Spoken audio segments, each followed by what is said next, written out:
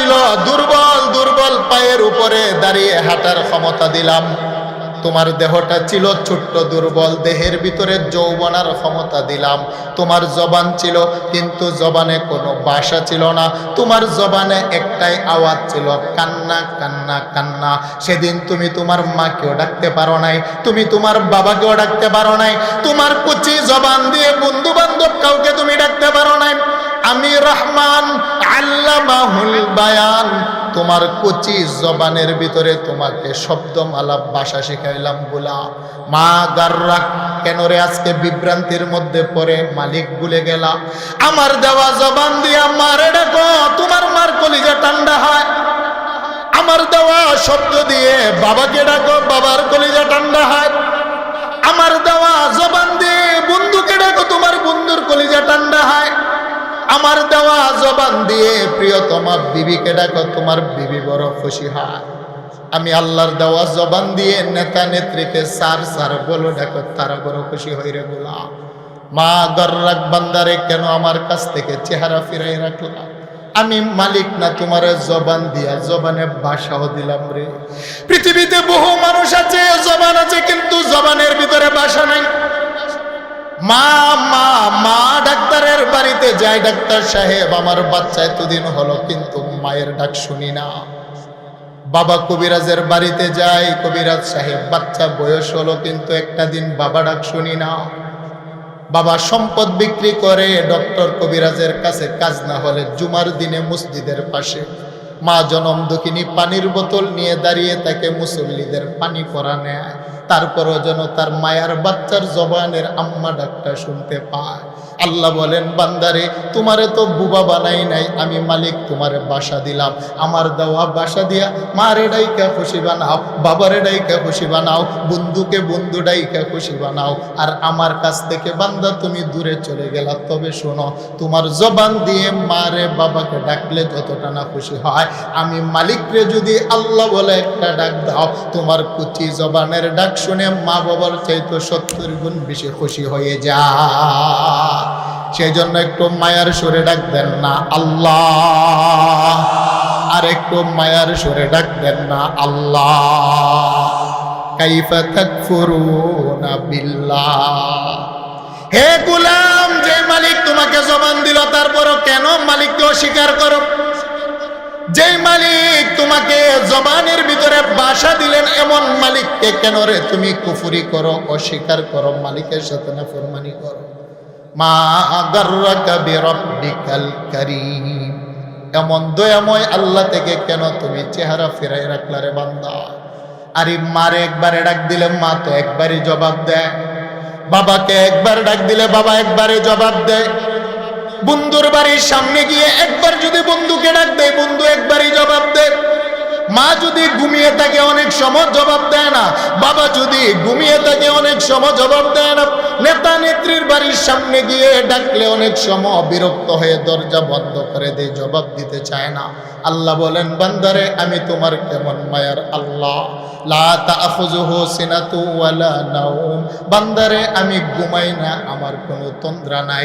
আমাকে পৃথিবীর যে কোনো প্রান্ত থেকে সুখে হও দুঃখে হও, সুস্থ হও অসুস্থ হও, ধনী হও অথবা গরিব হও, আমাকে ডাক দেওয়ার জন্য চিৎকার দিতে হয় না, আমাকে ডাকার জন্য উঁচু জায়গায় দাঁড়াতে হয় না, আমাকে ডাকার জন্য পৃথিবীর কাউকে সাক্ষীও রাখতে হয় না।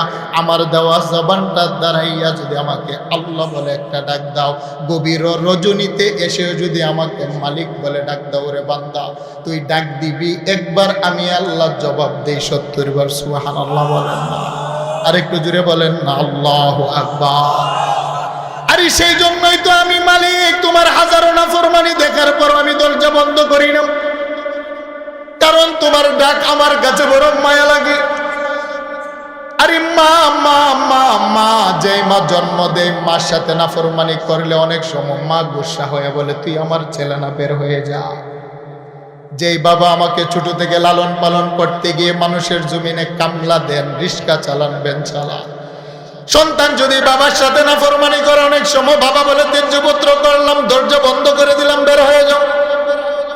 স্ত্রী অপরাধ করলে অনেক সময় স্বামী বলে 3 তালাক দিলাম, বাড়ি থেকে বের হয়ে যাও। সমাজের সাথে অপরাধ করলে সমাজ বলে বাদক করে দিলাম, বের হয়ে যাও। রাষ্ট্রের সাথে অপরাধ করলে অনেক সময় রাষ্ট্র বলে বের হয়ে যাও, রাষ্ট্রদ্রোহিতা মামলা দেয়। আল্লাহ বলেন বান্দারে বিরব্বিকাল কারীম, আমি তোমার কেমন মায়ার আল্লাহ, তুমি না সকালবেলা পাপ করো আমি মালিক জানি রে, তারপরও দরজা বন্ধ করি না।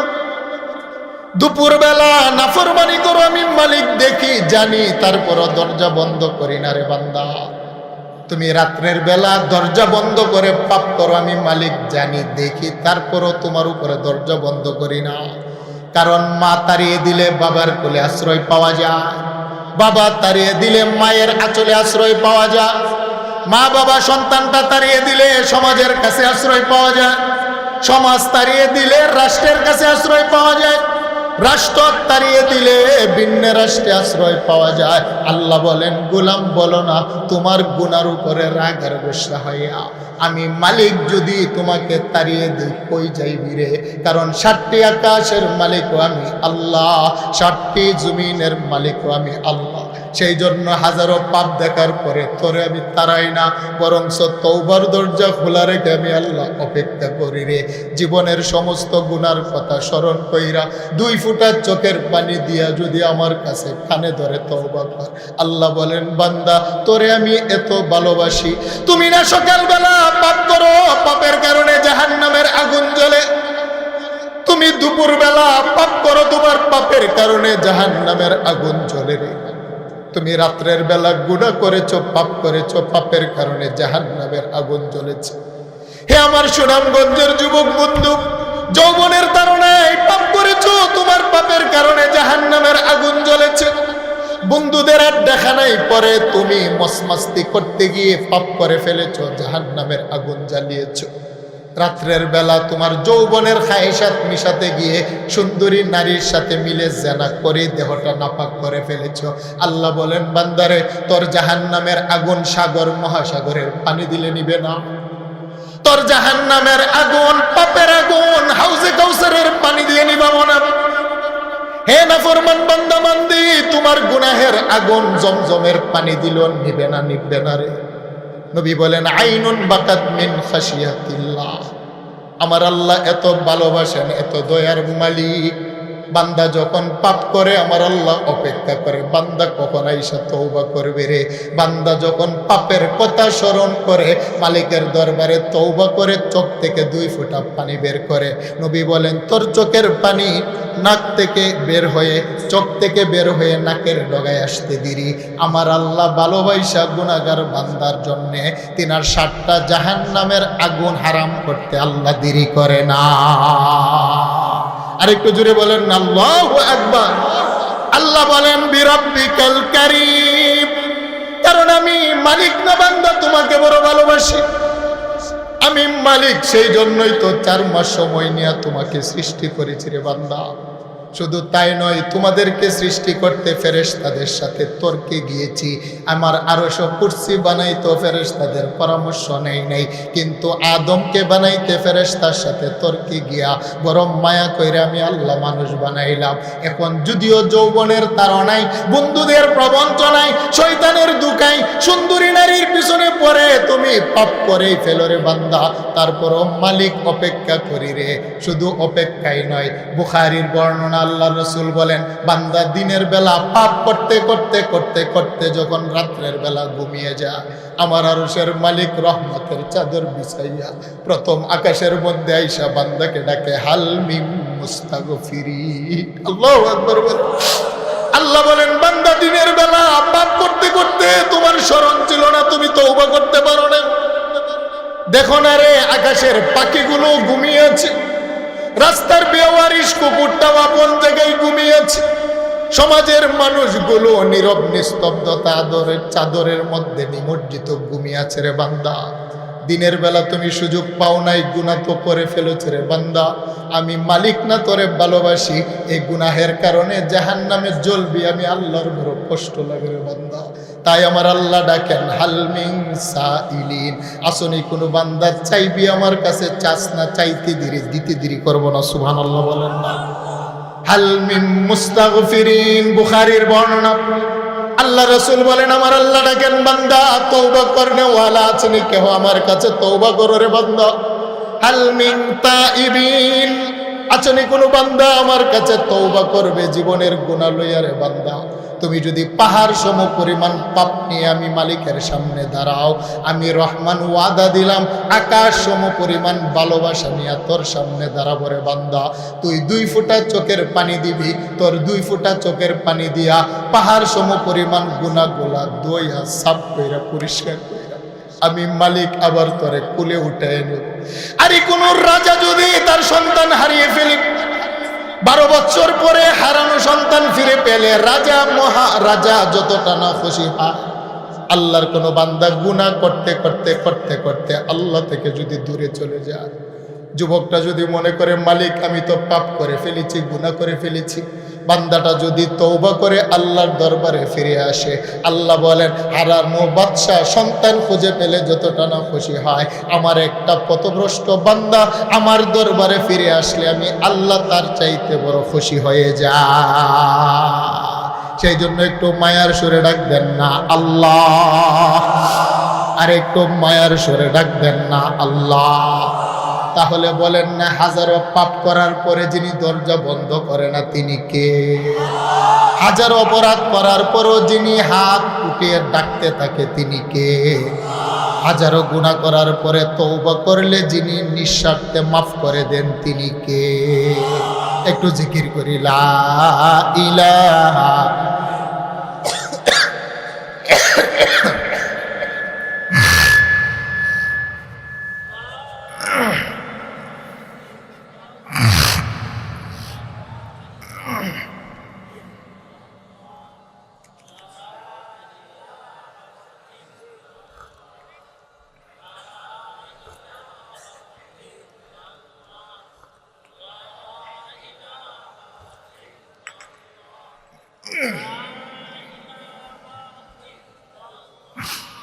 লা ইলাহা ইল্লাল্লাহু মুহাম্মাদুর রাসূলুল্লাহ সাল্লাল্লাহু আলাইহি ওয়াসাল্লাম বলেন আল্লাহু আকবার আল্লাহ বলেন কাইফা তাকফুরুনা বিল্লাহ আল্লাহ বলেন বান্দারে এমন মালিকের সাথে তোমরা কিভাবে কুফরি করো নাফরমানি করো ওয়া কুনতুম আমওয়াতা অথচ মানুষ তোমাদের কোনো অস্তিত্ব ছিল না তোমরা ছিলে মৃত সুবহানাল্লাহ বলেন না আল্লাহ বলেন মানুষ এমন মায়ার মালিকের সাথে তোমরা কিভাবে কুফরি আর নাফরমানি করো ইয়া আইয়ুহাল ইনসানু মা গাররাকা বিরাব্বিকাল কারীম কেন রে এমন মালিকের কাছ থেকে চেহারা ফিরিয়ে নিলে কেন তুমি বিভ্রান্তির মধ্যে পড়ে গেলে বান্দা আমি তোমার রব্বে কারীম মালিক চেনো নাই রে বান্দা আমি তোমার এত বড় মালিক বান্দা শোনো রে যেদিন পশ্চিম আকাশে সূর্য উদিত হবে এর আগ পর্যন্ত আমি আল্লাহ তওবার দরজা খোলা রেখেছি যতই পাপ করে তওবা করো এর ভিতরে আমি আল্লাহ মাফ করে দিব সুবহানাল্লাহ বলেন না আর যেদিন তোমার হলকের ভিতরে গরগর আরম্ভ হয়ে যাবে মানুষের যখন সাকরাত আরম্ভ হয়ে যায় যখন মানুষের হলকের ভিতরে এসে তার রূহটা আটকে যায় আল্লাহ বলেন এর আগ মুহূর্ত পর্যন্ত যদি আমি রব্বে কারীমকে ডাক দিয়া চোখের পানি ফেইলা তওবা করো রে বান্দা একটা হলো পশ্চিম আকাশে সূর্য ওঠার আগ মুহূর্ত আর একটা হলো যখন গলার ভিতরে বাবা তার মৃত্যুটা আটকে যায় গরগর আরম্ভ হয়ে যায় আল্লাহ বলেন এর আগ মুহূর্ত পর্যন্ত যদি বান্দারে তওবার দরজা খোলা রেখেছি যদি আমি মালিকের দরবারে আইসা জীবনের সমস্ত গুনাহগুলা স্মরণ কইরা তওবা করো ওয়াদা করলাম আমি মালিক বিনা স্বার্থে তোমাকে মাফ করে দেব আরে আমি রব্বে কারীম তোমাকে নিঃস্বার্থে ভাবে ভালোবাসি রে বান্দা মার সাথে অপরাধ করলে মা অনেক সময় বলে তুই আমার ছেলে না বাবার সাথে অপরাধ করলে অনেক সময় বাবা বলে তুই আমার ছেলে না কিন্তু কুরআনুল কারীমের মধ্যে আল্লাহ নাফরমান বান্দাকে প্রথম ডাকটাই দিলেন কুলিয়া ইবাদি বান্দারে আমি ঘোষণা দিলাম যত বড় পাপী করো না কেন তুমি তো আমি আল্লাহরই বান্দা সুবহানাল্লাহ বলেন না সেই জন্য বনি ইসরাইলের একটা ঘটনা শোনাই সুনামগঞ্জের যুবক বন্ধু গভীর মনোযোগ সিহাসিত্তার কিতাবের ঘটনা, আল্লাহর রাসূল বর্ণনাটা 7 বার করেছেন। এই ঘটনাটা উমর রাদিয়াল্লাহু তাআলা আনহু বলেন, আমার নবীজি 7 বার এই ঘটনাটা আমাদেরকে শুনিয়েছেন। বনি ইসরাইলের একজন যুবক, তার নাম ছিল কিফিল। এমন কোন পাপ নাই যে তার জমানায় সে করে নাই। কিফিলের সবচাইতে বড় অপরাধ ছিল জেনা, ব্যভিচার করা এবং সুদের উপরে টাকা লাগানো। বাবা, একদিনের ঘটনা, বনি ইসরাইলের একজন আল্লাহওয়ালি, নামাজওয়ালি নারী অভাবের সংসার কিফিলের বাড়িতে গেলেন। গিয়ে বললেন, ভাই কিফিল, তুমি তো অনেক টাকাওয়ালার মালিক, আমি অভাবহীন একজন নারী, আমাকে কিছু দিনার হাওলাত দাও। কিফিল বলে, বোন, তোমার চেহারা বড় সুন্দর, দেখতে বড় সুন্দরী দেখা যায়, তোমাকে আমি 60টি দিনার দিব, তবে শর্ত হলো স্বামী স্ত্রীর মতো তোমার সাথে আমি দৈহিক সম্পর্ক। নাউজুবিল্লাহ বলেন না। আল্লাহর বান্দি বলেন, না কিফিল, আমি রাজি হতে পারবো না। পৃথিবীর কোন পরপুরুষ আমার সতীত্ব নারীত্ব নষ্ট করে নাই। আমি একজন পর্দাওয়ালি নামাজওয়ালি নারী, আমার দেহের ভিতরে তুমি পরপুরুষ হাত লাগাবে সেটা হতে পারে না। কিফিল বলে, তাহলে তোমাকে টাকা দিব না, বাড়িতে চলে যাও। আল্লাহর বান্দিটা বাড়িতে গিয়ে দেখে বাচ্চাগুলো কান্না করে, মা তো মা। আবার দৌড়িয়ে কিফিলের শর্তে রাজি হয়ে বাড়িতে আসলেন। কিফিলের 60টি দিনার তাকে হাওলাত দিলেন। আল্লাহর বান্দির সাথে দরজা বন্ধ কইরা পর্দা টাঙ্গাইয়া আল্লাহর বান্দির দেহের সমস্ত কাপড়গুলো খুললেন। কিফিল নিজেও বিবস্ত্র হইয়া আল্লাহর বান্দিকে শুয়ে তার রানের উপরে চেপে বসলেন। এখন বান্দিটা কিফিলের রানের নিচে পইরা ইত্তাকুল্লাহ বলে চোখের পানি ফেলে কাঁদতে আরম্ভ করে দিলেন। আল্লাহ রাসূল বলেন, যখন বনি ইসরাইলের আল্লাহওয়ালা বান্দি কিফিলের রানের নিচে পড়ে, ইত্তাকুল্লাহ, হে কিফিল, আল্লাহকে ভয় করো। তুমি একজন পুরুষ, তোমার দেহের ভিতরে শক্তি আছে, আমি একজন নারী, বড় দুর্বল। রাত্রের বেলা জানি তোমার সাথে আমি পারবো না, কিন্তু কিফিল, তুমি যদি আজকে আমাকে নাপাক বানিয়ে ফেলো রে, এটাই তো শেষ নয়, আল্লাহর আদালতে যেদিন দাঁড়াবো, বলো না কিফিল, এই চেহারা নিয়ে নাপাক দেহ নিয়ে আল্লাহর আদালতে কিভাবে দাঁড়াবো? কিফিল, ইত্তাকুল্লাহ, আমার আল্লাহকে তুমি ভয় করো না। আল্লাহর রাসূল বলেন, আল্লাহর বান্দির আল্লাহর ভয়ের কথাটা শুনে কিফিল নাফরমান যুবক পাথরের মতো শক্ত, দিলটা মোমের মতো নরম হয়ে যায়। কিফিল তার জামা দিয়ে বলে, বোন আমার, যাও, লজ্জাস্থান থেকে তুমি বাড়িতে চলে যাও, ছেড়ে দিলাম, নাপাক করবো না। এবং তুমি এটাও শোনো, তোমাকে যে 60টি দিনার দিয়েছি আর ফেরত দিতে হবে না, মাফ করে দিলাম। এবার কিফিল দরজা বন্ধ কইরা সারা রাত সেজদায় পইরা মালিকের দরবারে কাঁদে, মালিক, এতগুলো নাফরমান জেনা ব্যভিচার করে দেহটাকে নাপাক করলাম, কেউ তো তোমার ভয় শোনায় না। আজকে কোন এমন নারী আমার ঘরে আসলো যে তোমার ভয় আমার কলিজায় ঢুকাইল? আল্লাহ, ওয়াদা করলাম আর কোনোদিন আমি পাপ করব না, তোমার ভয় আমার অন্তরে ঢুকেছে, জাহান্নামের ভয়। আল্লাহর রাসূল বলেন, কিফিল সেজদায় পড়ে সারা রাত তওবা করে চোখের পানি ফেলে ফেলে কাঁদে। তাহাজ্জুদের আগে কিফিলের ইন্তেকাল হয়ে যায়। সমাজের মানুষগুলো সকালবেলা দরজা ভেঙে কিফিলের লাশটা জঙ্গলের মধ্যে ফেলে থুতু নিক্ষেপ করে। কারণ কিফিল নাফরমান, কিফিলের জানাজাও পড়ায় না, কাফনও পড়ায় না।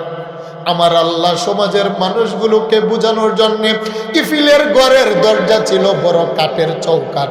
আমার আল্লাহ জান্নাতের কলম দিয়া কিফিলের ঘরের দরজার মধ্যে লিখে দিলেন, ইন্নাল্লাহা কাদ গাফারা লিল কিফিল। হে বনি ইসরাইলের মানুষ শুনরে, আমি আল্লাহ কিফিলকে গতকাল রাত্রে মৃত্যুর আগে মাফ করে দিয়েছি।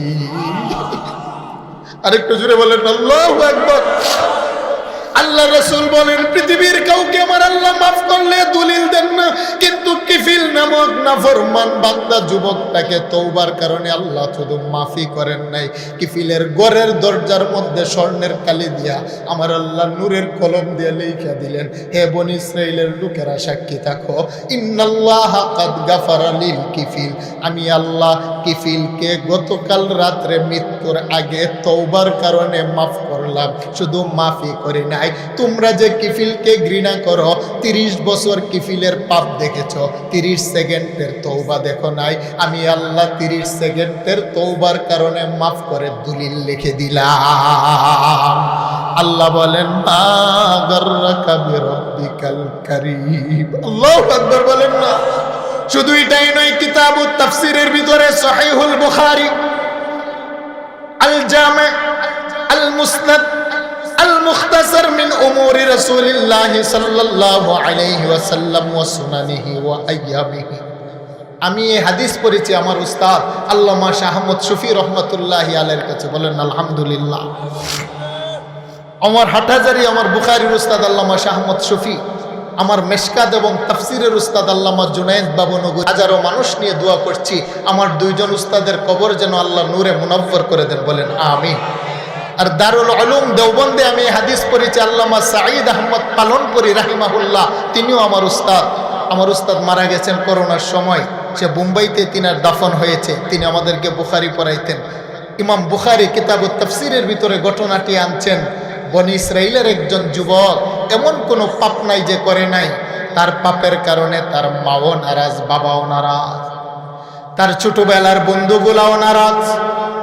আমি রব্বে কারিম আমার আল্লাহ কেমন দয়াময় সেই কথাটাই বুঝাতে চাচ্ছি যুবক বন্ধু।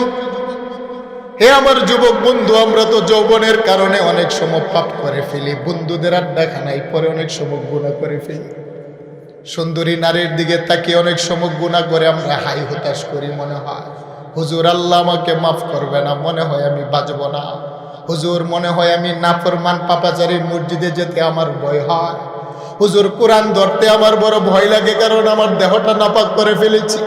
আমি আমার সুনামগঞ্জের যুবক বন্ধুগুলোকে সান্ত্বনা দেওয়ার জন্য, আমার মালিকের আশার বাণী শোনানোর জন্য ঘটনাগুলি বলছি রে বন্ধু, শোনো না। বনে ইসরাইলের যুবকের এমন কোনো পাপ নাই যে করে নাই, তার পাপের কারণে মা রাস্তায় বের হলে সমাজের মানুষ আঙ্গুল উঠায়, তার বাবা বাজারে গেলে সমাজের মানুষগুলো আঙ্গুল উঠায়। এমন নাফরমান সন্তানকে কিভাবে জন্ম দিলা? মাকে সমাজের মানুষ বলে এমন নাফরমান বাচ্চাকে কিভাবে পেটে ধারণ করলা? বন্ধুরাও তার জন্য লজ্জা পায়। তাই মা বাবা বন্ধু সবাই একত্রিত হয়ে বনে ইসরাইলের টকবগ যুবকের হাত পা বাইদা উত্তপ্ত মরুর প্রান্তরে জীবন্ত ছেলেটাকে ফেলে দিয়ে আসলেন। আল্লাহু আকবার বলেন না। একদিন যাই, দুই দিন যাই, তিন দিন যাই, যুবকের হাত পায়ের বাঁধন কেউ খুলে না। যুবকের প্রচন্ড তৃষ্ণা, খাবার নাই, মারা যাবে। যুবক একবার ডান দিকে তাকায়, আমার মা জনম দুঃখিনী আসে কিনা, না আসে না। আরেকবার বাম দিকে তাকায়, আমার মা এসে আমার হাত পায়ের বাঁধন খুলে কিনা, বাবা না, বাবাও আসে না। আবার সামনে দিকে তাকায়, আমার সমাজের ছোটবেলা খেলার সাথীগুলো আসে কিনা, না, তারাও আসে না।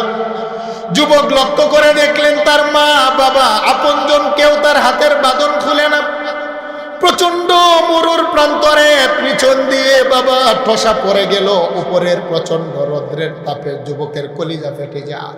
এবার যুবক বুঝে ফেললো আমার মৃত্যু ছাড়া আর ভিন্ন কোনো রাস্তা নাই। তাই চতুর্দিক থেকে চোখ ফিরাইয়া তার দুইটা দুর্বল চোখ আকাশের দিকে উঠাইয়া বলেন, মালিক, আমি আমার যৌবনের তাড়নায় পাপ করে ফেলেছি, বলি নাই। সমাজের বন্ধুদের প্রবঞ্চনায় আড্ডায় পরে জেনে বুঝে পাপ করেছি, তোমাকে পরবা নিয়েছি।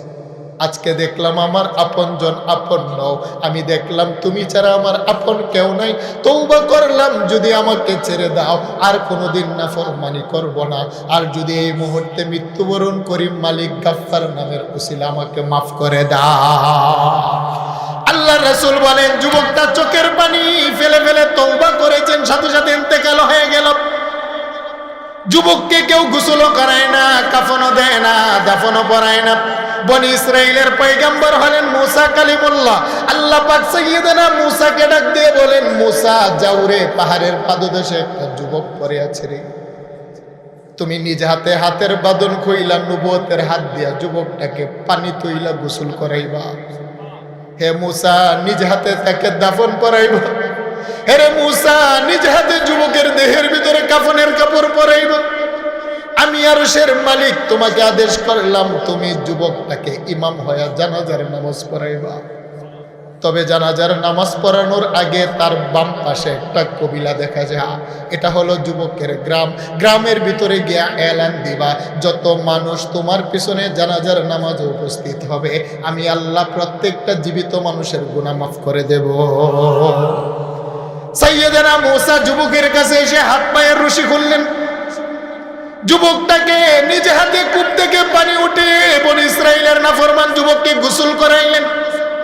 মুসা পয়গম্বর লাশটাকে রেখে কবিলার ভিতরে গিয়া বললেন, কারা চোরে আমার পিছনে জানাজার নামাজ পড়বা? আল্লাহ ওয়াদা করেছেন যত মানুষ আমার পিছনে আজকে যাইবা সবাইকে মাফ করবেন। পয়গম্বরের ঘোষণা শোনার পরে লক্ষ লক্ষ নারী পুরুষ যুবক যুবতী কাতার বন্দি দাঁড়িয়ে যায়। পয়গম্বর মুসার ইমামতিতে 2 রাকাত জানাজার নামাজ হয়। এবার মানুষগুলো বলে, মুসা এমন কোন মায়ের সন্তান যার জানাজার নামাজ পড়লে জীবিত মানুষকে আল্লাহ মাফ করে দেয়? আপনি পয়গম্বর ইমামতি করলেন, তার চেহারা একটু দেখতে চাই। বলেন সুবহানাল্লাহ। সাইয়েদনা মুসা পয়গম্বর যুবকের চেহারা দেখাতে আরম্ভ করলেন। এবার মা দেখে বলে, পয়গম্বর এটা তো আমারই জন্ম দেওয়া সন্তান নাফরমান। বাবা দেখে বলে, পয়গম্বর এটা তো আমারই জন্ম দেওয়া সন্তান নাফরমান। সমাজের বন্ধুগুলো দেখে বলে, পয়গম্বর এটা তো আমাদেরই বন্ধু নাফরমান, যার পাপের কারণে অতিষ্ঠ হয়ে আমরাই তো ফেলে দিয়ে গেলাম। এবার মুসা পয়গম্বর ডাক দিয়ে বলে, মালিক আমার তো বুঝে আসে না, এমন একটা নাফরমান বান্দার দেহের ভিতরে আমি পয়গম্বরের হাত লাগাইলাম, এমন একটা নাফরমান যুবকের ইমামের জানাজার নামাজের ইমাম আমাকে বানাইলাম, এমন একটা নাফরমান যার পাপের সাক্ষ্য মা দেয়, যার পাপের সাক্ষ্য তার বাবা দেয়, যার পাপের সাক্ষ্য তার সমাজের মানুষ দেয়। মালিক আমার তো বুঝে আসে না। আল্লাহ ডাক দিয়ে বলেন, মুসা সমাজের মানুষ 30 বছরের পাপ দেখেছে, কিন্তু মৃত্যুর আগে 30 সেকেন্ডের তওবা কিন্তু দেখে নাই। আল্লাহু আকবার বলেন না। আল্লাহ বলেন, মুসা সমাজের মানুষ 30 বছরের পাপ আর নাফরমান দেখেছে, আমার বান্দা জীবনের শেষ মুহূর্তে সব কিছু থেকে চেহারা ফিরাইয়া আকাশের দিকে তাকাইয়া, আমি মালিকের সাথে তার একটা ওয়াদা হয়েছে রে, আমি আল্লাহ 30টা বছর অপেক্ষা ছিলাম বান্দা কখন আমি আল্লাহকে ডাক দেয়, আমি মালিক অপেক্ষা ছিলাম বান্দা কখন তওবা করে রে। আল্লাহ বলেন, মুসা আমার বান্দা মৃত্যুর আগে আমার সাথে ওয়াদা করেছে, যদি বান্দার হায়াত থাকে আর কোনোদিন নাফরমানি করবে না, বান্দা আমি আল্লাহকে কষ্ট দিবে না। কিন্তু বান্দার হায়াত ছিল না, তওবা করেছে, আমি আল্লাহ মাফ করেছি। তাই রাসূল বলেন, আত্তাইবু মিনাজ যামবি কামাল্লা যামবালা, কোনো নাফরমান মানুষ যদি তওবা করে আমার আল্লাহ তাকে নিষ্পাপ মাসুম বেগুনাহ বানিয়ে দেন। আল্লাহ বলেন, মুসা আমার বান্দা তওবা করার পরে আর তো গুনাহ করার কোনো সুযোগ পায় নাই, বান্দা ছিল নিষ্পাপ, মারা গেছে। এখন বলো না, নিষ্পাপ বান্দা যারা হয় তাদের সাথে আমি আল্লাহর একটা বন্ধুত্ব হয়। আর আমি আল্লাহ কেন ঘোষণা দিলাম জীবিত মানুষ জানাজায় আসলে মাফ করব? কারণ বান্দাটা এখন হলো আমি আল্লাহ পাকের বন্ধু, আর বন্ধুর জানাজায় যত মানুষ আসবে বন্ধুর পক্ষ থেকে মেহমানদারি জীবিত মানুষদেরকে মাফ করে দেওয়া। আল্লাহ বলেন, বিরব্বিকাল কারীম, বান্দারে এমন দয়াময় মালিককে চিনো না, কাইফা তাকফুরুনা বিল্লাহ, বরঞ্চ এমন মালিকের সাথে তুমি নাফরমানি করো রে বান্দা। কথাটা কার? আর একটু জোরে বলেন, কথাটা কার?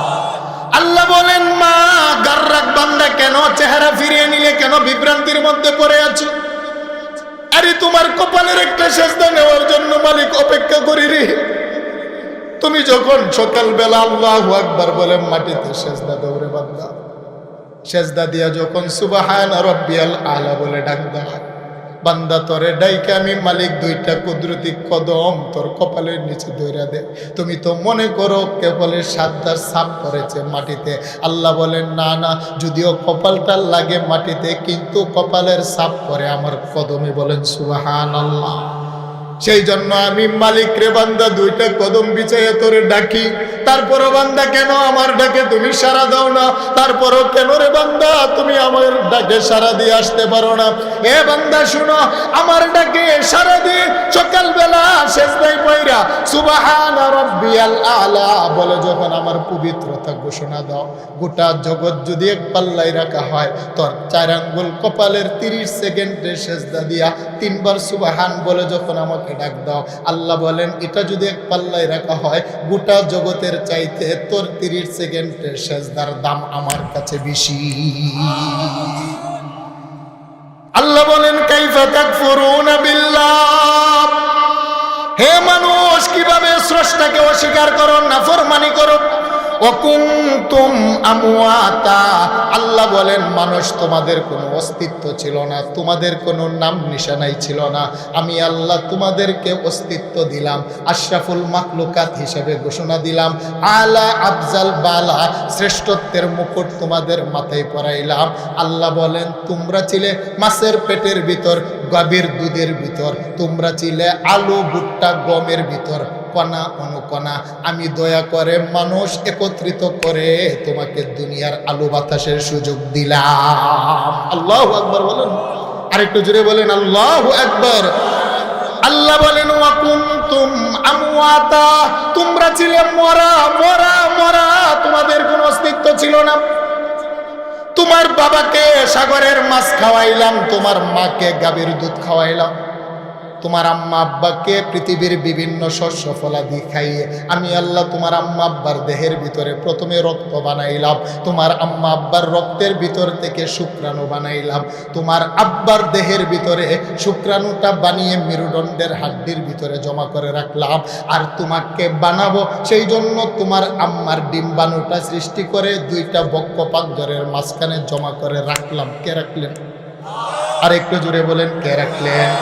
ইন্না খালাকনাল ইনসানা মিন নুতফা, আল্লাহ বলেন তোমরা ছিলে বীর্য নাপাক পানি, যেই নাপাক পানির ভিতরে ধরার মতো হাত ছিল না, যেই নাপাক পানির ভিতরে দেখার মতো চোখ ছিল না, যেই নাপাক পানির ভিতরে হাঁটার মতো পা ছিল না, যেই নাপাক পানি দিয়ে তোমাকে বানাইলাম সেই নাপাক পানির ভিতরে জবান ছিল না, তুমি ছিলে মৃত এক ফোঁটা নাপাক পানি। তোমার আব্বার নাপাক পানিটা মেরুদণ্ডের হাড্ডির ভিতরে রাখলাম তোমাকে বানাবো বলে। সুবহানাল্লাহ বলেন না? তোমার আম্মার দেহের ভিতরে ডিম্বাণুটা জমা করে রাখলাম তোমাকে সৃষ্টি করব বলে। যখন তোমার মা বাবা ভিন্ন বংশের দুইজন মানুষ কালেমার বন্ধনে আবদ্ধ হয়ে বাড়িতে আসলো, মধুর মিলনের মাধ্যমে ইয়াখরুজু মিন বাইনিস সুলবি ওয়াত তারাইব, তোমার আব্বার মেরুদণ্ড থেকে এক ফোঁটা শুক্রাণু নিলাম, তোমার আম্মার বক্ষপাঞ্জর থেকে আরেক ফোঁটা ডিম্বাণু নিলাম, দুই ফোঁটা নাপাক পানি একত্রিত কইরা ফি কারারিম মাকিন, তোমার আম্মা জান জনম দুঃখিনীর পেটের ভিতরে সুরক্ষিত জায়গাতে জমা করলাম তোমার নকশা বানানোর জন্য। কথাটা কার? আরেকটু জুড়ে বলেন কথাটা কার? আল্লাহ বলেন ওয়াকুনতুম আমওয়াতা, তুমি মরা ছিলে, তুলিজুল লাইলা ফিন নাহারি ওয়া তুলিজুন নাহারা ফিল লাইল ওয়া তুখরিজুল হাইয়া মিনাল মাইয়িতি ওয়া তুখরিজুল মাইয়িতা মিনাল হাই। আল্লাহ বলেন রাত্রকে যেমনি ভাবে দিন বানাই, দিনকে যেমনি ভাবে রাত্র বানাই, আমি মরা থেকে জীবিত বের করি, জীবিত থেকে মরা বের করি। তোমার আম্মা আব্বা দুইজন জীবিত মানুষ, তাদের দেহ থেকে দুই ফোঁটা নাপাক পানি বের করলাম, এখন দুই ফোঁটা নাপাক পানির ভিতরে জীবন দিতে শুরু করলাম। সুবহানাল্লাহ বলেন না? আল্লাহ বলেন ইয়াখরুজু মিন বাইনিস সুলবি ওয়াত তারাইব, হে মানুষ কিভাবে তোমার নাফরমানি করো? তোমার বানানেওয়ালার সাথে মুয়াজ্জিনের কণ্ঠে 5 বার ডাকার শোনার পরও কেন সেজদা দিতে পারো না? কেন রে মালিকের কথা তুমি মানতে পারো না? হে যুবক বন্ধু, কেন তুমি ইয়াবা ট্যাবলেট খেয়ে নাফরমানি করো? কেন মদ আর গাঁজা খেয়ে নাফরমানি করো? কেন শরাব পান করে মালিকের সাথে নাফরমানি করো? কেন তাসের আড্ডা খানায় জুয়ার খেলার মধ্যে বসে নাফরমানি করো? হে আমার মা, কেন বেপরদায় চলে আল্লাহর সাথে নাফরমানি করেন? হে আমার বাবা, কেন মানুষের জমির আইল কেটে আল্লাহর সাথে নাফরমানি করেন? হে আমার বাবা, কেন চায়ের দোকানে বসে গীবত করে করে আমার আল্লাহর সাথে নাফরমানি করেন? আল্লাহ বলেন বান্দা, মালিক চিনো, তোমার কোনো অস্তিত্ব ছিল না, দুই ফোঁটা নাপাক পানি নিয়া তোমার আম্মার জরায়ুর ভিতরে রাইখা এবার আমি আল্লাহ তোমার দেহের নকশাটা বানাইতে শুরু করলাম। সুবহানাল্লাহ বলেন। আমি জানতে চাই, বলেন আমাদের দেহের নকশাটা বানিয়েছে আমার আম্মা, আমার আব্বা? জবাব দেন, জবাব দেন। আমার আম্মা আব্বা কে বানিয়েছে? সবাই একসাথে বলেন কে বানিয়েছে? দুইটা হাত আলগে দেন, নারা দেন, নারা দেন, বলেন নারে তাকবীর। আল কোরআনের আলো, আল হাদিসের আলো, হাদিস কোরআন যেখানে, নারে তাকবীর। পিছনের যুবক ভাইরা আসছেন, একটু বসেন। আল্লাহ কিভাবে সৃষ্টি করেছেন আমি তাফসীরটা করি, একটু বসেন, বসেন যুবক ভাইরা, একটু ভিতরে আসেন, একটু চেপে চেপে আসেন, একটু জিকির করেন লা।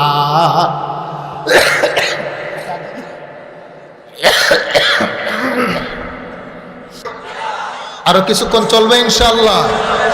ইনশাআল্লাহ সকলে দুইটা হাত আর আবার একটু নাড়া দেন। ঘুম চলে যাবে, ঘুম চলে যাবে, ঘুম চলে যাবে।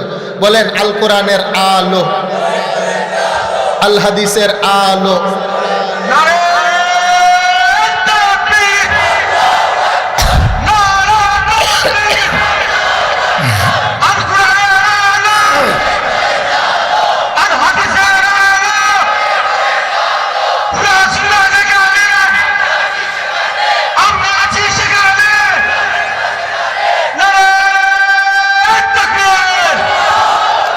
সকলে হাত নামান। তাহলে বলেন আমাদের স্রষ্টা একজন, তিনি কে?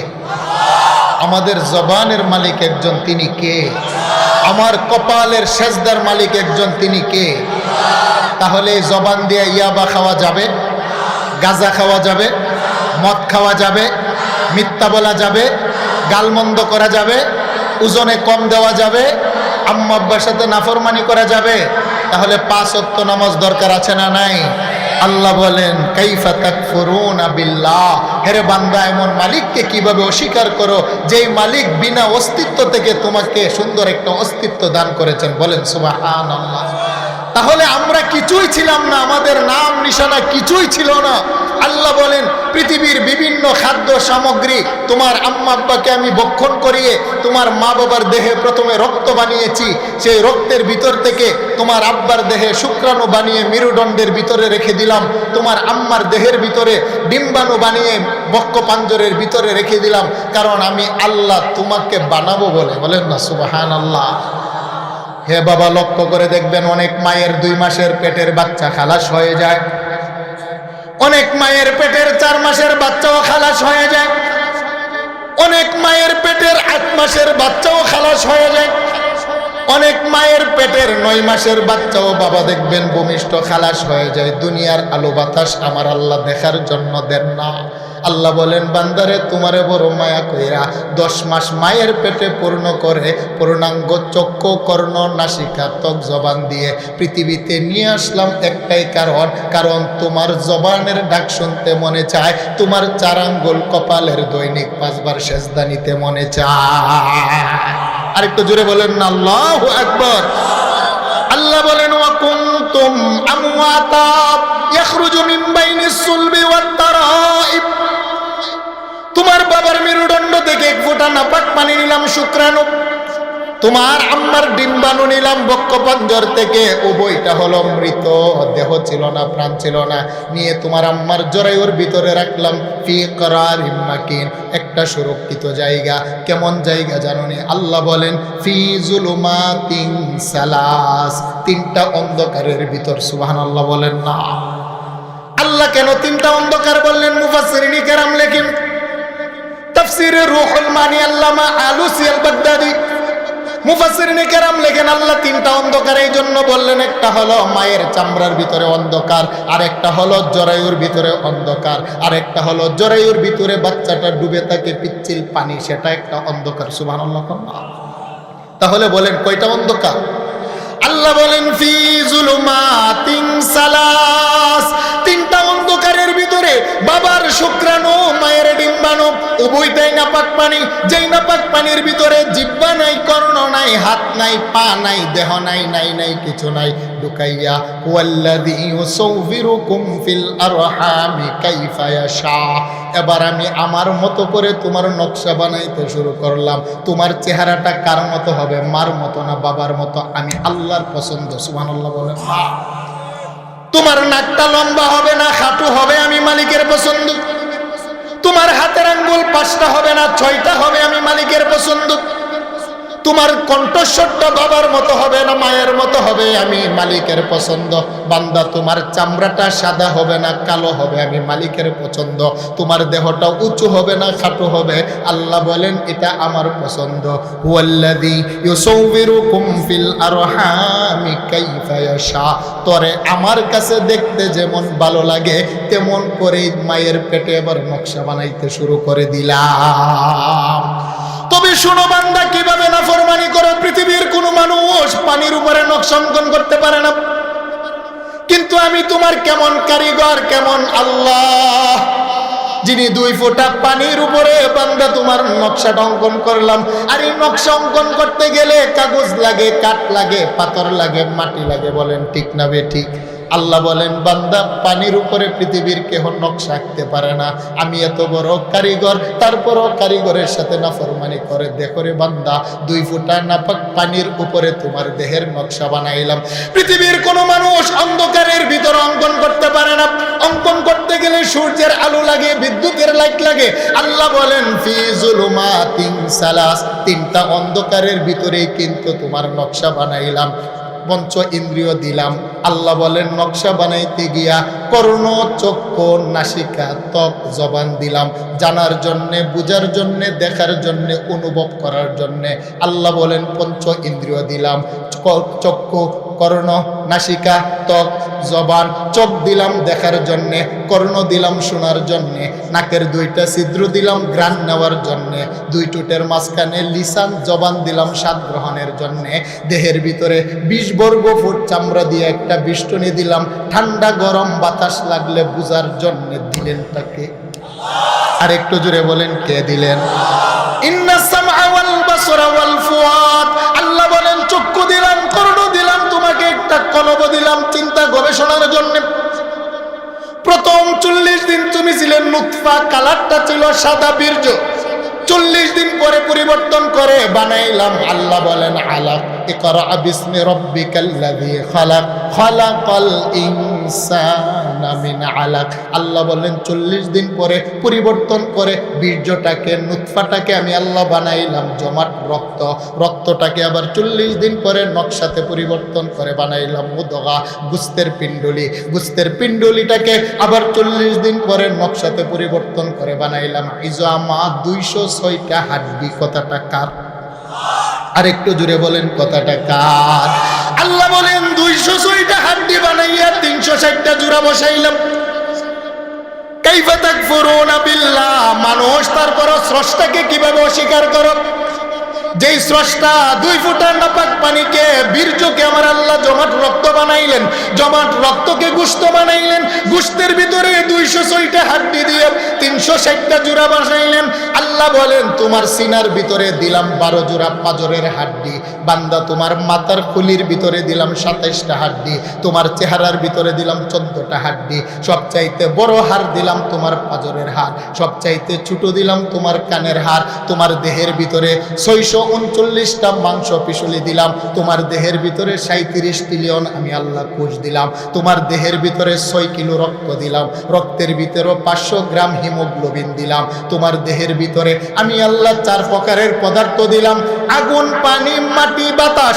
আল্লাহ বলেন 70% পানি ঢুকাইলাম। এর ভিতরে 1 প্রকারের পানি হলো তোমার প্রস্রাবের পানি, দুর্গন্ধ, কোনো মূল্য নাই। আরেক প্রকারের পানি হলো তোমার জবান, নাক দিয়া বের হয়, লালার পানি, মিষ্ট, তারও কোনো দাম নাই। আরেক প্রকারের পানি হলো লোমকূপ দিয়ে বের হয়, ঘামের পানি, লবণাক্ত, তারও কোনো দাম নাই। আরেক প্রকারের পানি ঢুকাইলাম তোমার চোখের ভিতরে, কান্নার পানি। আল্লাহ বলেন বান্দা এই পানিটার বড় মূল্য আছে রে আমার দরবারে। সুবহানাল্লাহ বলেন না?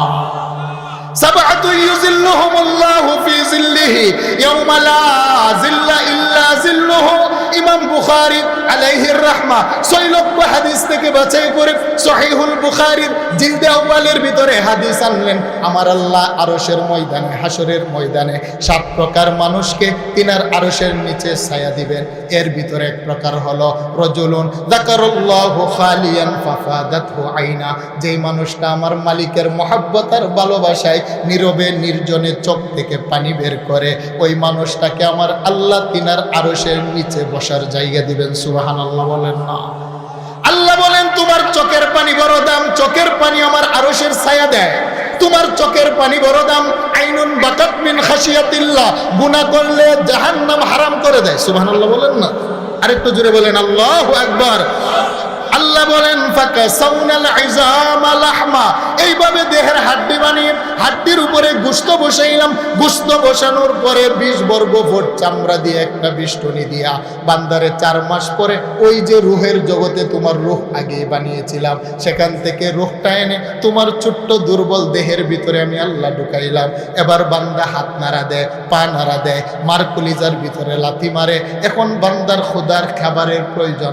আল্লাহ বলেন জবান দিয়ে খাবার পৃথিবীর কেউ খাওয়াতে পারবে না, তাই তোমার মায়ের ঋতুস্রাব বন্ধ করে দিয়ে তোমার নাভির সাথে মায়ের নাভির অ্যাডজাস্ট করে মায়ের রক্ত খাইয়ে তোমাকে লালন পালন করলাম। বান্দারে জবানটাকে পবিত্র রাখলাম, মায়ের নাপাক রক্ত লাগতে দেই নাই। কারণ সকালবেলা মুয়াজ্জিনের কণ্ঠের ডাক শুই না, ঠান্ডা পানি দেয়া উজু কইরাই জবান দিয়ে আমার সুবহান বলে ডাক দিবি। বল না রে বান্দা, এই জবানে যদি নাপাক লাগে আমি মালিক রে কিভাবে ডাকবি রে বান্দা? আল্লাহু আকবার বলে।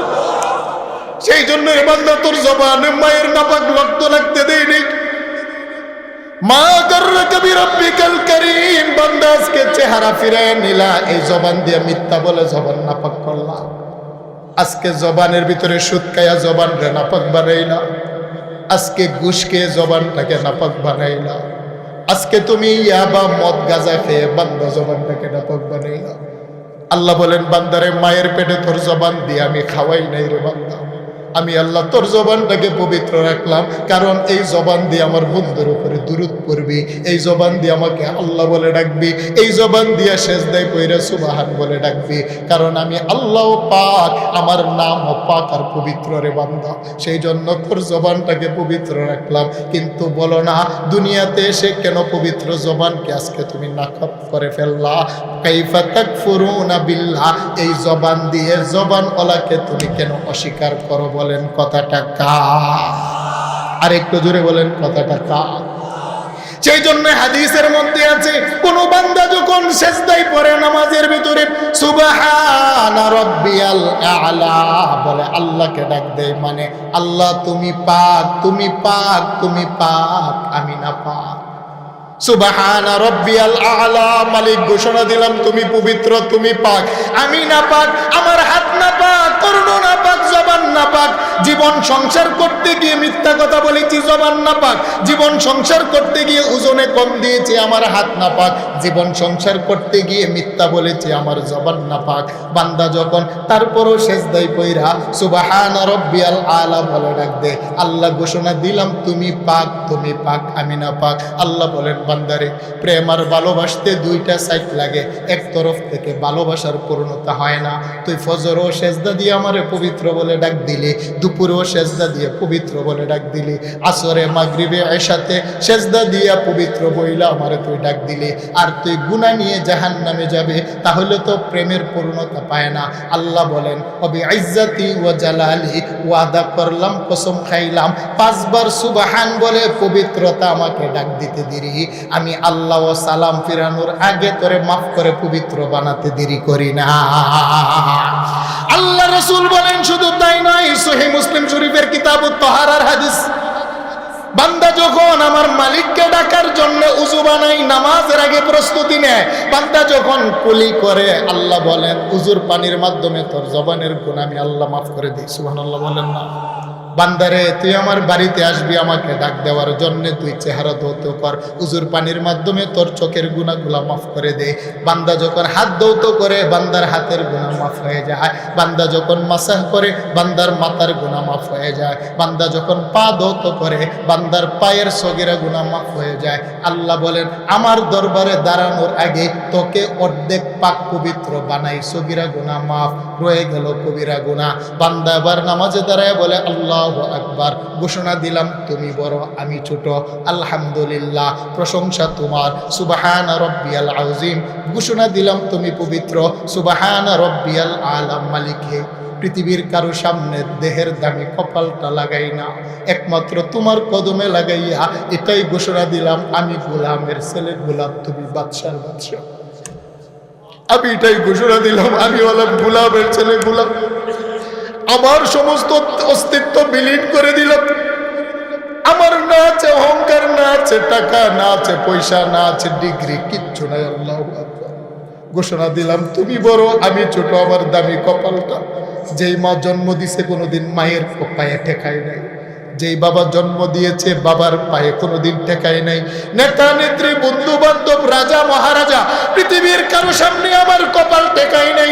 মালিক আল্লাহু আকবার ঘোষণা দিলাম, যদিও আমি অপরাধী, নাপাক, আমার হাত, কান, চক্ষু, দেহ নাপাকের সাগরে ভেসে আছে, তারপরও ঘোষণা দিলাম, আমার দামি কপালটা লাগাইয়া সমস্ত অস্তিত্ব বিলীন করে দিয়ে ঘোষণা দিলাম, সুবহান, তুমি পাক, আমি নাপাক।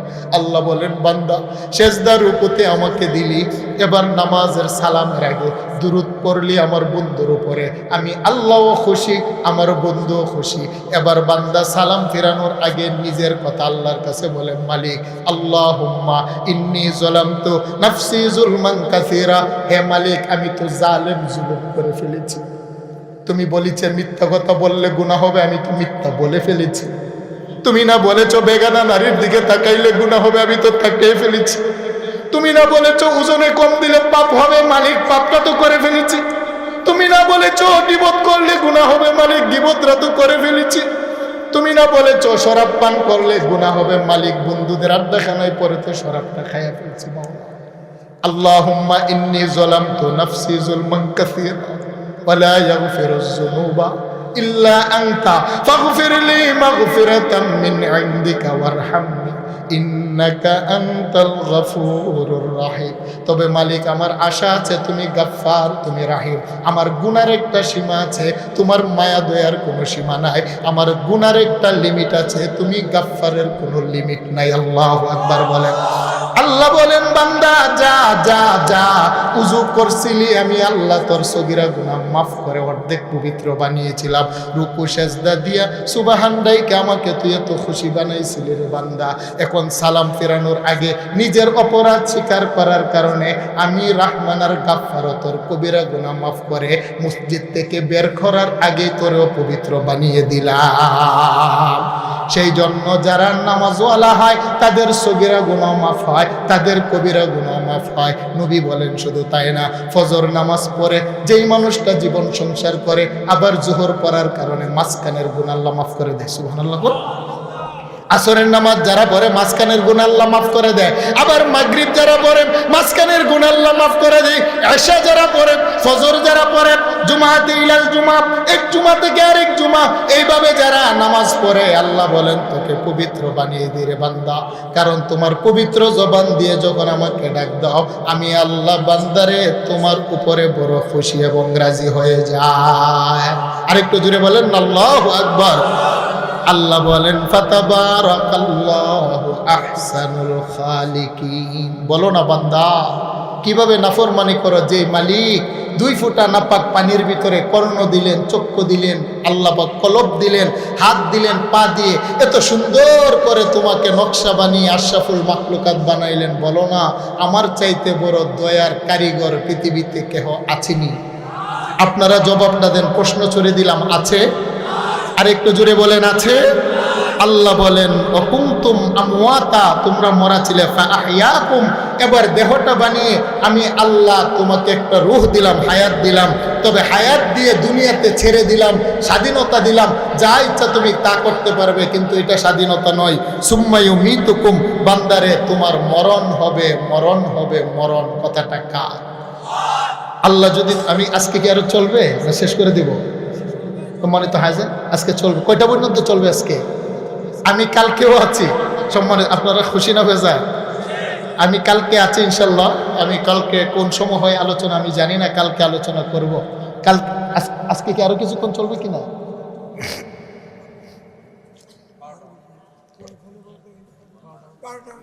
12টা পর্যন্ত চলবে। তাহলে আমরা আরেকটা শব্দ নিয়ে আলোচনা করি, এরপরে কালকে আমরা বাকি শব্দটা আলোচনা করব। তাহলে আপনারা বলেন, আমি জানতে চাই আমাদের মালিক কে?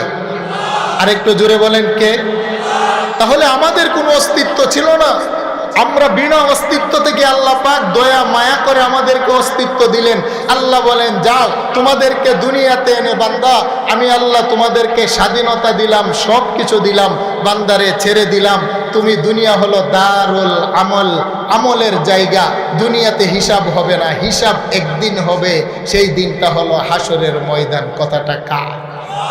আরেকটু জোরে বলেন, কথাটা কার? আল্লাহ বলেন ফাআহইয়াকুম, এবার তোমাকে তোমার মায়ের পেটের ভিতরে বান্দা আমি যখন রূহ দিলাম, এখন তুমি যখন পা দিয়ে নাড়া দাও, তোমার মায়ের কলিজার মধ্যে প্রচন্ড ব্যথা লাগে, মা চিৎকার করে, কান্নাও করতে পারে না আমাদের মায়েরা। আল্লাহ বলেন একদিকে মায়ের কলিজায় ব্যথা, আর একদিকে আমি আল্লাহ তোমার মায়ের অন্তরের ভিতরে তোমার প্রতি প্রেম দিলাম। সুবহানাল্লাহ বলেন না? আল্লাহ বলেন বান্দা 100 মায়া প্রেম ভালোবাসা আমি আল্লাহ সৃষ্টি করে 99টা মায়া দয়া আমি আল্লাহ নিজ হাতে রেখে দিলাম রে বান্দা। আর একটা অংশ মায়া গোটা জগতের ভিতরে আমি আল্লাহ ছড়িয়ে ছিটিয়ে দিলাম। আর এক অংশ মায়ার যার্রা পরিমাণ অংশ মা পাওয়ার কারণে গভীর রাত্রে বাচ্চার পায়ের লাথি খাওয়ার পরও আমার মা চিৎকার দিয়ে কান্না করে না, কারণ পাশের বিছানায় আমার আব্বা ঘুমিয়ে আছে। সকালবেলা বাবা বাজারে যাবে, যদি রাত্রের বেলা বাবার ঘুম না হয় বাবা কষ্ট পাবে। আমার মা শাড়ির আঁচল দিয়া মুখ চাপায়া দরজার পাশে গিয়ে কান্না করে, তারপরও বাচ্চাকে পেটের ভিতরে চাপ দিয়ে দইরা মারে না। আল্লাহ বলেন মারবে কিভাবে? আমি না একটা অংশ মাইয়া তোর মার কলবের ভিতরে দিলাম। সুবহানাল্লাহ বলেন না? বাচ্চা যতই লাথি মারে কিন্তু মা ব্যথা পাওয়ার পরও কষ্ট নাই, মনে মনে হাসি। বরঞ্চ সন্ধ্যাবেলা যখন বাবা সাতকের বাজার থেকে ব্যবসা করে বাড়িতে আসে, আমার আম্মা আব্বার হাতরা নিয়ে পেটে লাগাইয়া বলে, স্বামী আসবার দেখেন না আপনার 7000 দন পেটের ভিতরে নড়াচড়া করে। সুবহানাল্লাহ বলেন না? বাচ্চা যদি নড়াচড়া বন্ধ করে দেয়, দৌড়িয়ে ডাক্তারের কাছে গিয়ে বলেন, ডাক্তার সাহেব আলট্রাসাউন্ড করেন, কেন বাচ্চাটা নড়ে না? যেই মায়ের পেটে প্রথম বাচ্চা আসে 8 মাস 9 মাস হওয়ার পরে যখন ডেলিভারি হয় না, তখন নতুন বিবাহিত নারীদের আর সহ্য হয় না, মরে হয় চাকু দিয়ে চিরে তার পেটের 7000 দনটা বের করে চুমু দেয়। আল্লাহু আকবার বলেন না? আল্লাহ বলেন এই পরিমাণ প্রেম আর ভালোবাসা দিয়ে 10 মাস পূর্ণ করলাম। পৃথিবীতে আসার পরে তোমার খাবারের যে রাস্তা নাটটাকে কেটে ফেলা হলো। হেরে বান্দা, তোমার খাবারের প্রয়োজন, তোমার জিহ্বা হলো বড় কুচি। পৃথিবীর খাবার হলো 2 প্রকার, হয়তো গরম নয়তো ঠান্ডা। বান্দারে বাবা যদি গরম খাবার দেয় তোমার কুচি জিহ্বাটা পুড়ে যাবে, আর যদি মা তোমাকে বেশি ঠান্ডা খাবার দেয় তোমার দুর্বল হাতটা ঠান্ডাতে বসে যাবে। তাই আমি আল্লাহ এমন তোমার জন্য একটা খাবারের ব্যবস্থা করে দিলাম, তোমাকে দুনিয়াতে পাঠার আগে তোমার মায়ের বুকের ভিতরে 32টা নাল দিয়ে এমন একটা দুধের ব্যবস্থা করলাম, যেটাকে বেশি গরম রাখি নাই জিহ্বা পুড়ে যাবে বলে, বেশি ঠান্ডা রাখি নাই হাত বসে যাবে বলে, না ঠান্ডা না গরম, এমন একটা পুষ্টিকর খাবার দুনিয়াতে পাঠানোর আগেই তোমার মায়ের বুকে ব্যবস্থা করে দিলাম। বলেন না যিনি দিলেন তিনি কে? আরেকটু জোরে বলেন না তিনি কে? মা গাররাকা বিরাব্বিকাল কারীম। তারপরও কেমন এমন রব্বে কারীমকে চিনতে পারো নাই, নাফরমানি করো? আরে বান্দা, আমি তোমার কেমন মালিক তুমি একটু চিনো না রে বান্দা? তোমার জমিনের কাছে যাও। আমরা যে বাবা ভুট্টার দানা সরিষার দানা মাটির মধ্যে ফেলে দেই, বলেন না দানার ভিতরে কোনো জীবন আছে নি? পাতা আছে নি? ভুট্টার দানা যে মাটিতে লাগান তার ভিতরে কোনো পাতা ছিল? জীবন ছিল? ফুল ছিল? ফল ছিল? আল্লাহ বলেন না রে না। তুমি না বিকাল বেলা একটা ভুট্টার দানা মাটিতে ফেলে দিয়ে আসো রে বান্দা, যেই দানাটার ভিতরে ফুল নাই, পাতা নাই, কলি নাই, কিচ্ছু নাই, কালার নাই। আমি তোমার কেমন রব্বে কারিম রে বান্দা। আরে বন্ধুর সাথে বন্ধু যদি ঝগড়া করে তার চেহারা দেখতে মনে চায় না? স্বামী স্ত্রী 20 বছর সংসার করার পরও যদি তালাক হয়ে যায়, একজন আরেকজনের বাড়ির পাশ দিয়ে যায় না। যদি সমাজের কোনো বন্ধুর সাথে বন্ধুর ঝগড়া হয়, তার কথা শুনলে অন্য রাস্তা দিয়ে চলে যায়। আল্লাহ বলেন বান্দা, তুই না আমার সাথে নাফরমানির মাধ্যমে আমার কাছ থেকে দূরে চলে গেলি, তারপর আমি মালিক তো তোরে দূরে ঠেলে দেই না, বরঞ্চ আমি মালিক তোকে আগলিয়ে রাখি রে বান্দা। আমি 5 বার ডাকার পরও তুমি আমাকে পর বানাও, আমি তো তোমাকে পর বানাই না। সকালবেলা ডাকলাম তুমি সাড়া দিলা না, তারপরও আমি মালিক তোর উপরে রাগার গুসা করি না। দুপুরবেলা ডাকলাম, রাত্রের বেলা ডাকলাম, তারপরও তুমি আমার ডাকে সাড়া দিলা না। তুমি এটাই বুঝাইলা আমার সাথে তোমার সম্পর্কটা এত ভালো না। আল্লাহ বলেন না রে, তারপরও রাগ আর গুসা করি না। তুমি না জমিনের ভিতরে বিকাল বেলা ভুট্টার দানা ফালিয়েছ, আমি আল্লাহ গুসা কইরা তোরে ফসল দিমু না এরকমটা না, বরঞ্চ তুমি যখন দানাটা ফেলে দিয়ে বাড়িতে এসে ঘুমিয়ে যাও, নাফরমানি করো, আমি মালিক আকাশ থেকে হাজার হাজার নূরের ফেরেশতা তোমার জমিনের মধ্যে পাঠাইয়া সকালবেলা ভুট্টার দানা দানার মুখ চিরে দুইটা সবুজ পাতা দিয়ে একটা গাছ বানায়, গাছের ভিতরে কাণ্ড বানায়, কাণ্ডের ভিতরে ডাল বানায়, ডালের ভিতরে পাতা বানায়, পাতার ভিতরে কুলি বানায়, কুলির ভিতরে ফল বানায়, ফলের ভিতরে কালারিং দেওয়ার জন্যে গভীর রাত্রে পূর্ণিমার কিরণের ব্যবহার করি, তোমার গাছের আমের ভিতরে মিষ্টতা ঢুকানোর জন্যে সকালবেলা পূর্ব দিগন্তে সূর্যের কিরণের ব্যবহার করি। যিনি করেন তিনি হলেন রব্বে কারিম। আওয়াজ দিয়ে বলেন কে? আল্লাহ বলেন বিরব্বিকার কারিম। শুধু তাই নয়, তুমি যে সকালবেলা দুধ দহন করো গাভীর বালতির দিকে তাকাও। আল্লাহু আকবার বলেন না? আল্লাহ বলেন আমি তোমার কেমন মালিক, রাগার গুসা করে তোমার জমিনের ফসল বন্ধ করি না। লাগিয়েছিলে একটা দানা, যে দানার ভিতরে পাতা ছিল না, কুলি ছিল না, ফুল ছিল না, ফল ছিল না। আল্লাহ বলেন ডাল দিলাম, পালা দিলাম, ফুল দিলাম, ফল দিলাম। একটা দানা থেকে হাজারো দানা যিনি তৈরি করেন তিনি কে? তাহলে সেই মালিকের কদমে সেজদা দেওয়া দরকার আছে না নাই? ওয়া ইন্না লাকুম ফিল আনআমি লাইবরা। হেরে বান্দা, আরেকটু লক্ষ্য করে দেখো আমি তোমার কেমন মালিক। তুমি যে দুধ দহন করো, তোমার গাভীটার উলালের দিকে তাকাও। কথাটা কার? আল্লাহ বলেন বান্দা তুমি যে গাভী দহন করো, দুধ দহন করো, বান্দা তোমার গাভীর উলালের দিকে তাকাও। তোমার জন্য শিক্ষা আছে রে বান্দা। যদি তালাশ করো আমার সন্ধান পাইবা। আমাকে তালাশ করার জন্য আমেরিকা, লন্ডন, কানাডা যেতে হবে না। সকালবেলা গাভীর উলালের দিকে তাকাও, আমি মালিককে তুমি দেখতে পাবে। সুবহানাল্লাহ বলেন না? ওয়া ইন্না লাকুম ফিল আনআমি লাইবরা। আল্লাহ বলেন শিক্ষা রাখলাম। কি শিক্ষা? আমি জানতে চাই আপনাদের সুনামগঞ্জে 10 কিলো দুধ দেওয়ার মতো গাভী আছে নাই? আছে জার্সি গরু, যেটা অস্ট্রেলিয়ান গরু গাভী বলে। আচ্ছা, না থাকলেও দেখছেন না আপনারা? 10 কিলো দুধ দেওয়ার মতো গাভী আছেনি? পৃথিবীতে নাই, পৃথিবীতে নাই। 20 কিলো 40 কিলো দুধ দেওয়ার মতো গাভী নাই। আচ্ছা বাদ দেন, 2 কিলো দুধ দেওয়ার মতো গাভী আশপাশে আছেনি? আরেকটু জোরে বলেন আছেনি? আচ্ছা আমি বাবাজান জানতে চাই, গাভীর উলালটা কাটলে, যে গাভীটা টানলে 2 কিলো দুধ বের হয়, উলালটা যদি সবাই মিলে চাকু দিয়ে ছুরি দিয়ে জবই করে কাটেন, কয় কিলো দুধ বের হবে? বলেন না, কয় কিলো দুধ বের হবে?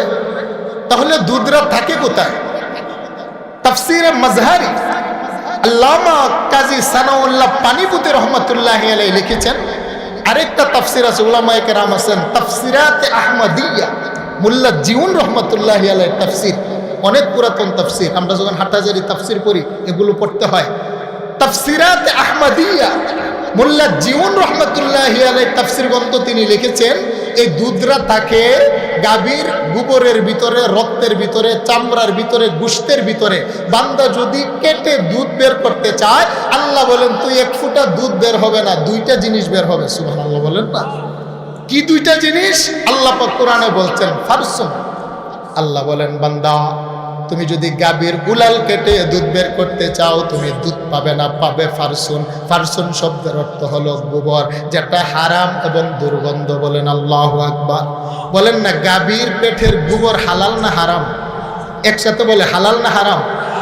এটা কি সুগন্ধ না দুর্গন্ধ? আল্লাহ বলেন বান্দা তুমি যদি গাভীর পেট কেটে দুধ বের করতে চাও, তুমি দুধ পাবে না, পাবে ফারসুন, যেটা দুর্গন্ধ, হারাম। আরেকটা জিনিস পাবে, দাম। দাম দাম মানে রক্ত। আল্লাহ বলেন সেটাও হারাম। অপর আয়াতে বলেন ইন্নামা হাররামা আলাইকুমুল মাইতাতা ওয়াদ-দামা ওয়া লাহমাল খিনজির। আল্লাহ বলেন গাভীর উলাল কাটলে দুধ পাবে না, তার দেহের ভিতরে পাবে গোবর, যেটা হারাম, দুর্গন্ধ। তার দেহের ভিতরে আরেকটা জিনিস পাবে, রক্ত, সেটাও হারাম, কালার হলো লাল। তবে বান্দা সকালবেলা উলালের মধ্যে যখন দুধ দহন আরম্ভ করো, আমি তোমার কেমন রব্বে কারিম, লাবানান খালিসান সাইগাল লিশারিবিন। একমাত্র মায়ের বান্দা, তোমার দেহের ভিতরে পুষ্টির দরকার। আমি আল্লাহ গোবরের ভিতর থেকে, রক্তের ভিতর থেকে, চামড়ার ভিতর থেকে কুদরতিভাবে একত্রিত করে দবদবে সাদা পুষ্টিকর তৃপ্তিদায়ক একটা দুধ তোমার জন্য নিয়ে আসি। যেই দুধের ভিতরে গোবরের কোনো গন্ধ নাই, কিয়ামত পর্যন্ত তালাশ করলো রক্তের কোনো কালার নাই। বলা যাবে কি আল্লাহু আকবার? বলেন কে দেন, কে দেন, কে দেন? আরেকটু জোরে বলেন কে দেন? আল্লাহ বলেন সেই জন্য তুমি যদি সকালবেলা গাভীর উলালের দিকে তাকাও, মালিক পাইবা। তুমি যদি ভুট্টার দানা, আলুর বিচি, দানের বিচি, সরিষার দানার দিকে তাকাও, মালিক পাইবা। আল্লাহ বলেন ওয়াফি আনফুসিকুম আফালা তুবসিরুন, তুমি যদি তোমার 3.5 হাত দেহের দিকে তাকাও রে বান্দা, তুমি সেখানে মালিক পাইবা। সুবহানাল্লাহ বলেন না। আল্লাহ বলেন বান্দা তুমি পাইবা। সুম্মা ইউমীতুকুম, অতঃপর তোমাকে তো সব কিছু দিলাম আমি রব্বে কারীম। কাইফা তাকফুরুনা বিল্লাহ, কিভাবে মালিকের সাথে নাফরমানি করো। ও কুনতুম আমওয়াতা ফাহিয়াকুম, তোমাদেরকে অস্তিত্বহীন থেকে ধীরে ধীরে অস্তিত্ব দিলাম। কালকে আল্লাহ যদি দেয় আমার সময় পাই, সুম্মা ইউমীতুকুম সুম্মা ইউহয়ীকুম সুম্মা ইলাইহি তুরজাউন, মৃত্যু হাসর কবরের উপর আলোচনা করব। থাকবেন তো ইনশাআল্লাহ? আপনারা কারা কারা থাকবেন হাত ওঠান, বলেন নারায়ে তাকবীর। আল্লাহ কবুল